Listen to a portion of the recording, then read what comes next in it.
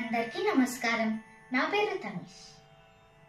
నేను ఈరోజు భగవద్గీతలో 16వ అధ్యాయం దైవాసుర సంపద్విభాగ యోగంలో 4వ శ్లోకం చెప్పబోతున్నాను.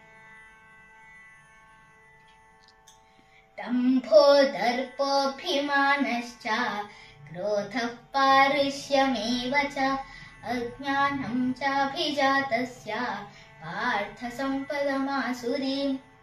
ఈ శ్లోకానికి అర్థం ఏంటంటే, కొంతమంది వద్దలో అహంకారం, కోపం, కఠిన పదాలు చెప్పడం, ఇంకా ఇతరులకు బాధ పెట్టే స్వభావం ఉంటుంది. ఇలాంటి లక్షణాలు మంచివి కాదు. ఇవి మనిషిని తప్పుదారిలోకి తీసుకెళ్తాయి అని ఈ శ్లోకం చెప్తుంది. సాయి.